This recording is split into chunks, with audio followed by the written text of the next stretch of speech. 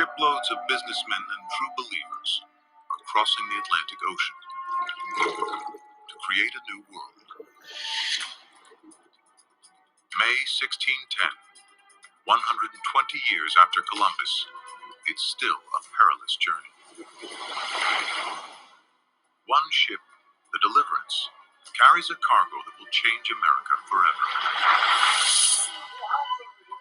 On board is John Rolfe, a 24-year-old English farmer, ambitious, self-reliant, visionary, a born entrepreneur. What takes us 6 hours today by plane was then a voyage of more than 2 months.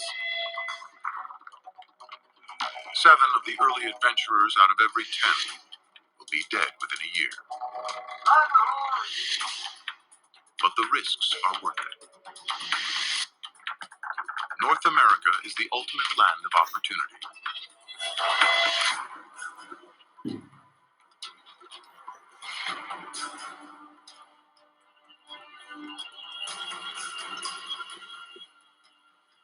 A continent of vast, untapped wealth. Starting with the most valuable resource of all, land.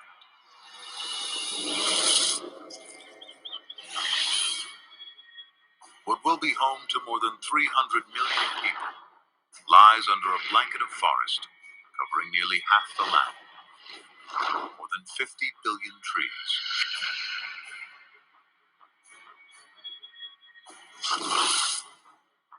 Further west, 9 million square miles of vast American wilderness. 60 million bison roam the plains.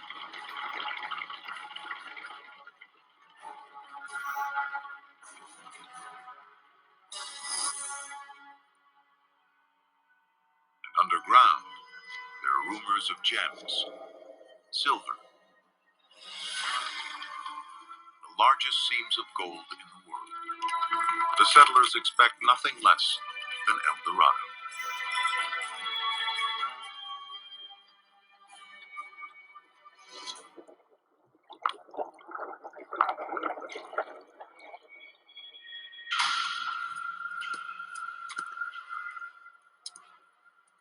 But what Rolfe finds at the English settlement of Jamestown is hell on earth. More than 500 settlers made the journey before Rolfe. Hello? Hello? Barely 60 remain. It's called the starving time. Having fed on horses and other animals, we ate boots, shoes, and any other leather we came across.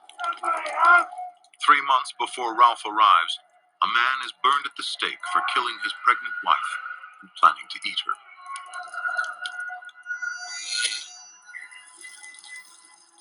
The English arrive unprepared for this new world, and unwilling to perform manual labor. Instead of livestock, they brought chemical tests for gold that they never find. And this is not their land.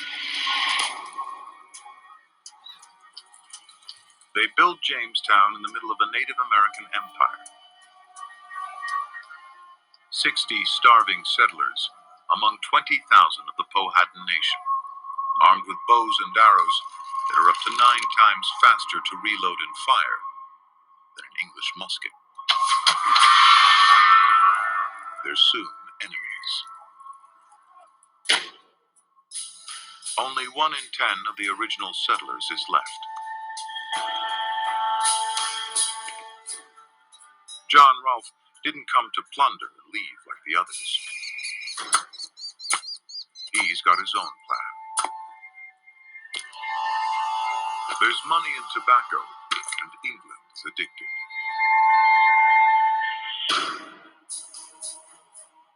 He's arrived with a supply of South American tobacco seeds, but growing it is limited to the Spanish colonies. The Spanish control the worldwide trade, selling tobacco seeds to foreigners is punishable by death. But John Rolfe has got his hands on some. No one knows how. And in the warm, humid climate and fertile soil around the Chesapeake Bay, Rolfe's tobacco crop flourishes. The first large harvest produced by these seeds is worth more than $1 million in today's money. The great strength of America is our people. If you want to know what is the defining strength of America, it is our people, our immigrant tradition, our bringing in cultures from all over the world. I know what goes into making success. And when somebody's really successful, it's rarely luck. It's talent, it's brain power, it's lots of other things. Rolfe marries the daughter of the king of the Powhatan Empire. Her name becomes legend, Pocahontas. In England, Rolfe makes her a celebrity when her face is put on a portrait that sells all over London, advertising life in the New World. Shakespeare mentions the colony. England's rich invest money here. All of London knows about this land of plenty.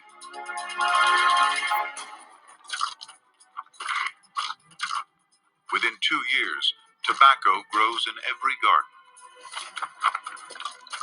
From a living hell, Jamestown is America's first boomtown.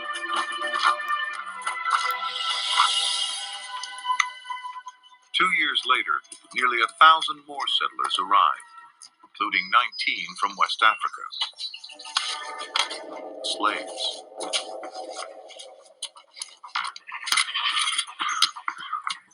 But some go on to own their own land in Virginia. 12 years after the founding of Jamestown, Africans were playing a shaping role in the creation of the colonies. That's pretty incredible. 30 years later, there are over 20,000 settlers in Virginia. America is founded on tobacco. For the next century and a half, it's the continent's largest export.